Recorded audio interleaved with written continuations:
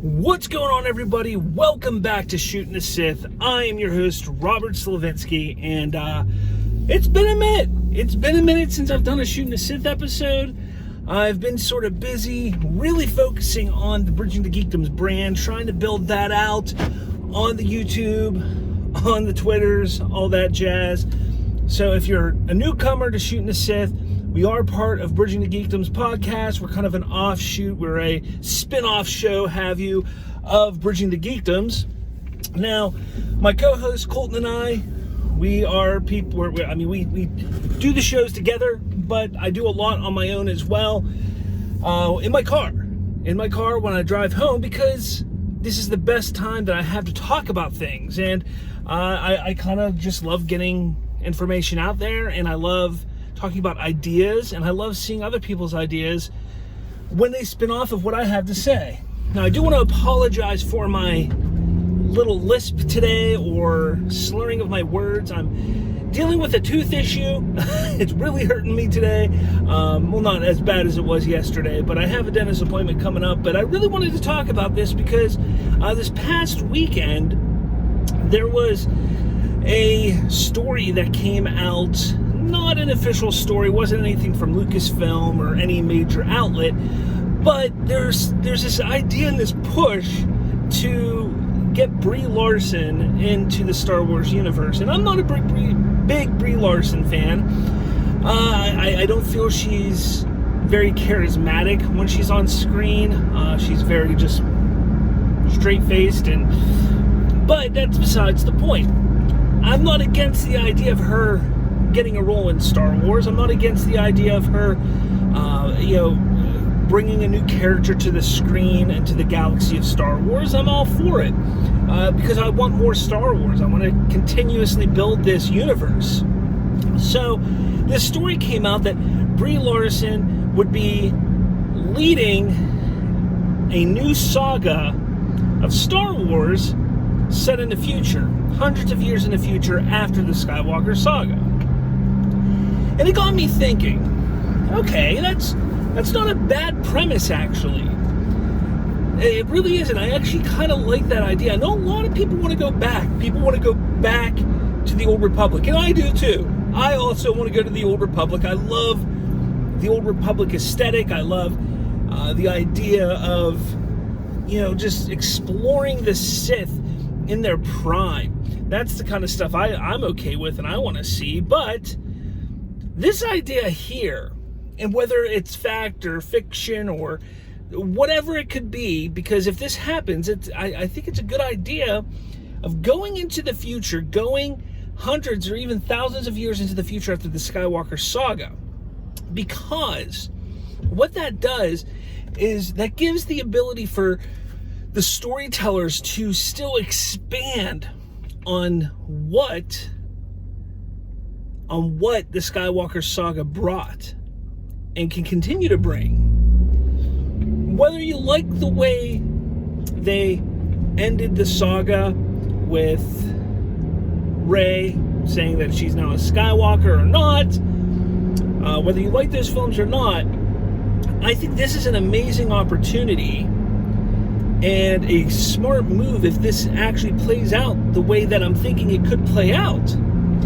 Now, the story also insinuates that Brie Larson would be the most powerful Jedi to ever have lived, more powerful than even Rey or Anakin, and blah, blah, blah. That, I think, is pushing it, because I think the whole idea about the Skywalker saga, you have to keep that intact. You have to keep the whole concept that Anakin was the chosen one. That has to stay intact, because if it doesn't, then everything else falls apart within the Star Wars continuity, and that's where you're going to lose a lot of fans.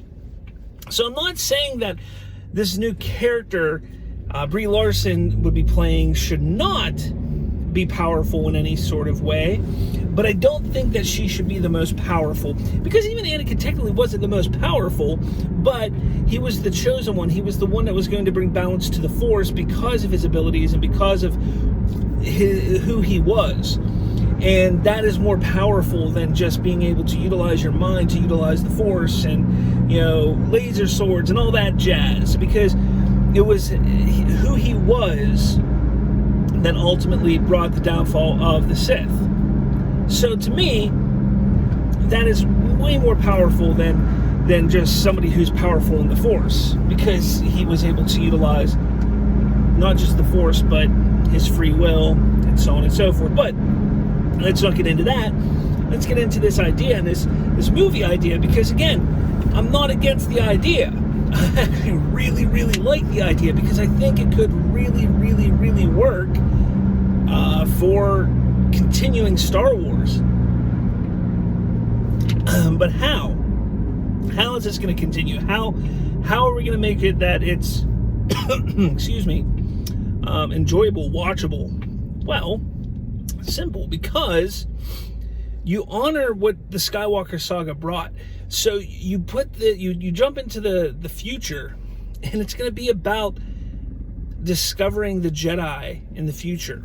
And whether the Jedi are prevalent in the future or not, whether they're building a new Jedi Order, whatever it is, I think the idea would not be to replicate what the Skywalker saga did, but make it its own thing, while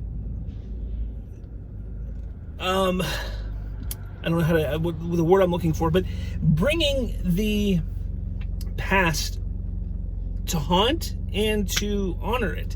You know, the past is going to haunt you. You know, this Palpatine was so wise and so he was always one step ahead of everything. To make it where maybe they stumble across something that Palpatine had set up that would ultimately put into motion events that would call upon the Force to become unbalanced again. And I'm not saying bring back Palpatine, but again, it's building off of the history of Star Wars. And that, I think, is what's going to bring people back. I think that's what's going to bring people back into the mix. And, you know, I don't care what anybody says. I still believe there's a chance. There's still a chance to connect and have an heir of the Skywalker family, of the Skywalker lineage down the line.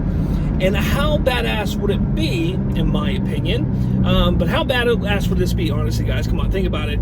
If, you know, this is 1,000 years in the future, and they stumble across an old hermit who is the last surviving relative of the Skywalker lineage.